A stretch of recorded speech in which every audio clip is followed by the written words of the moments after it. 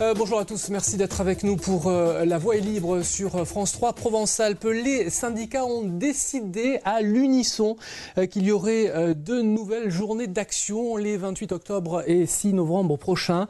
Il devrait donc y avoir beaucoup de monde dans les rues et surtout celle de Marseille où, vous le savez, la contestation est plus importante qu'ailleurs. Comment les politiques locaux gèrent-ils la pression de la rue et de leurs électeurs, surtout lorsque les revendications sont pas les mêmes que les gens qui vont aller aux urnes? Jusqu'où les syndicats sont-ils prêts à aller?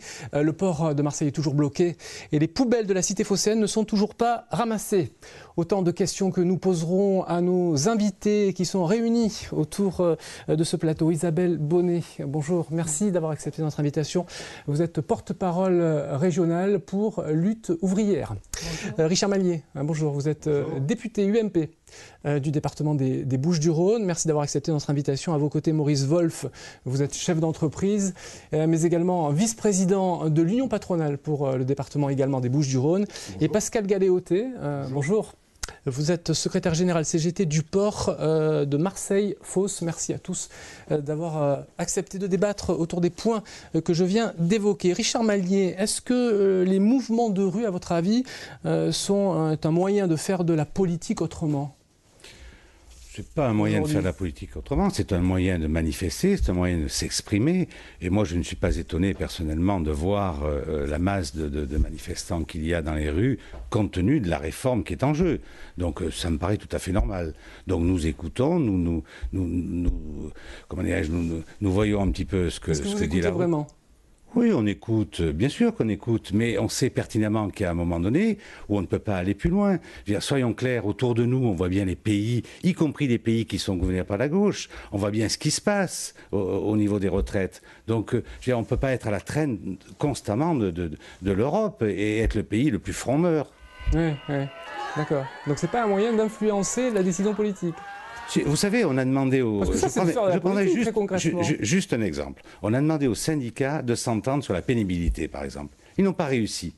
Les partenaires sociaux n'ont pas réussi à sortir quelque chose sur la pénibilité. Donc c'est venu à notre niveau, à nous parlementaires, donc nous le traitons comme nous pouvons, mais ça montre bien que la volonté des partenaires sociaux n'est peut-être pas de s'entendre non plus. Et ça, moi, c'est ce qui me frappe dans ce pays, si vous voulez, c'est que cette démocratie n'est pas une démocratie apaisée, comme l'a voulu le président de la République, et on a fait tout pour. Malheureusement, on s'apaperçoit que les partenaires sociaux n'ont pas cette volonté-là. Quand même aussi, hein. Pardon ? Si elle n'est pas apaisée, cette démocratie, il en est un peu responsable. Il a mis un peu de l'huile sur le feu. Écoutez, alors là, je m'inscris en faux. Je m'inscris en faux parce que depuis 3 ans, quand même, il y a eu des avancées énormes vis-à-vis de l'opposition. Je rappelle quand même qu'on a donné des présidences de commission, on a donné des moyens supplémentaires aux parlementaires de l'opposition. Ils ont un temps de parole beaucoup plus élevé. Ils ont le même nombre de questions d'actualité que nous, alors qu'avant, c'était la proportionnelle. Attendez, on a donné des tas de moyens de plus à l'opposition et on s'aperçoit que finalement, elle n'est pas apaisée pour autant, l'opposition. Au contraire. Il faut encore plus d'obstruction qu'avant. Isabelle Bonnet, Olivier Besancenot du NPA a déclaré « On est en train de vivre vraisemblablement ce qui risque d'être un nouveau mai 68 ». Est-ce que vous partagez cet avis? Est-ce qu'on en est là aujourd'hui? Moi, je ne sais pas si on en est là, mais en tout cas, j'aspire à ce que cela devienne effectivement un mouvement de grève général. Parce que quand j'entends M. Mallier, là, il discute de son petit monde d'hommes politiques, mais moi, je ne dois pas vivre dans le même.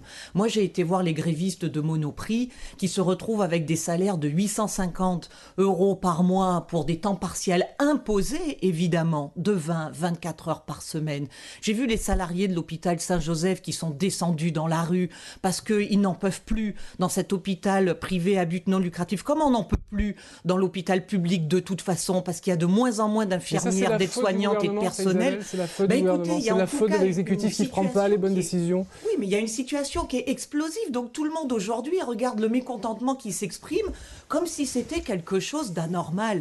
Moi, si vous voulez, ce mécontentement-là, il est grand temps qu'il commence à s'exprimer, parce qu'en réalité, on a baissé les bras trop longtemps, on s'est résigné trop longtemps, on a accepté trop longtemps tous les sacrifices qu'on subit depuis des années, toutes ces attaques sur les salaires, sur les retraites aujourd'hui, mais aussi sur l'emploi.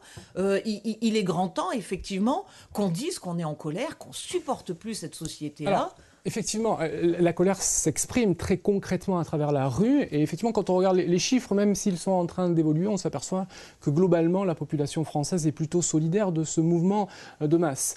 Mais effectivement, quand on regarde ces dernières heures, les chiffres, on a le sentiment quand même que la courbe est en train de s'inverser. Ça veut dire que vous, effectivement, vous n'êtes pas contente, mais on a aussi le sentiment, et on va faire un focus plus particulièrement sur Marseille, que les Marseillais ne sont pas très contents non plus. Alors, qu'est-ce que vous en pensez, vous, monsieur Maurice Wolf? Est-ce qu'à votre avis, et on posera après la question bien sûr à Pascal Galéoté, les syndicats, puisque c'est eux qui maîtrisent, si je puis dire, et qui organisent les mouvements de rue et les blocages, sont en train d'aller trop loin? Là où vous n'allez pas me dire non, ça, je me doute de votre réponse. Non, mais là où vous avez parfaitement raison, il y a un véritable ras-le-bol des Marseillais. Les chefs d'entreprise, bien sûr, mais les salariés aussi, les Marseillais aussi. Aujourd'hui, une poignée de personnes dans Marseille arrive complètement à bloquer une économie. Et le blocage d'une économie, c'est forcément du chiffre d'affaires en moins. Je citerai les commerçants du centre-ville, c'est 4 millions d'euros en moins. Je citerai nos TPE-PME, c'est 40 millions d'euros en moins. Donc ça veut dire que c'est des emplois en moins. Et comme vous l'avez très bien dit, Marseille, et ce depuis de nombreuses années malheureusement, a deux véritables fiefs dans la ville. Il faut le dire comme c'est. La CGT qui commande le port et FO qui commande la ville. C'est quand même une réalité. Et ça veut dire que ça crée... Ça, c'est une particularité marseillaise. C'est vrai que pour les poubelles, seul Marseille est touché par ce mouvement-là. Hein. On a effectivement une vraie particularité. Il y a plusieurs villes, on l'a annoncé dès hier soir, Toulouse, Nantes, même on a annoncé à la télévision le mouvement, certains quartiers de Paris. Oui, absolument. Un mouvement de cette importance-là, puisqu'on a décidé que l'armée devait intervenir pour des questions purement sanitaires, il n'y a qu'à Marseille que les choses se passent ainsi. C'est tout à fait ça, et c'est un véritable fief Marseille. Vous vous rendez compte de l'image de Marseille, vous vous rendez compte, nous qui travaillons avec vous, sur cette attractivité de notre ville, sur cette attractivité de notre région, c'est absolument déplorable, on ne peut pas l'accepter et ça va se payer en emploi, il faut le dire. Pascal Galéoté, est-ce qu'à un moment donné, quand vous décidez de bloquer le port, parce que le port est bloqué depuis 26-27 jours, est-ce qu'à un moment donné, vous êtes effleuré par ce que je qualifierais d'une éthique de responsabilité? Est-ce qu'effectivement vous entendez ce que vous dit Maurice Wolf par rapport à la mise en danger de l'économie locale à laquelle vous participez? Bien évidemment que nous sommes responsables et depuis le départ, nous avons interpellé les pouvoirs politiques, les pouvoirs publics, les élus sur la situation. Et avant d'en arriver à cette situation de blocage, nous avons fait un constat et nous avons travaillé, nous avons fait la démonstration qu'effectivement un certain nombre d'activités étaient en péril. Et je crois qu'aujourd'hui, au travers de ce qui se passe dans le département, on ne peut pas quand même laisser dire qu'il n'y a que deux forces aujourd'hui qui existent, ce sont la CGT sur le port et Force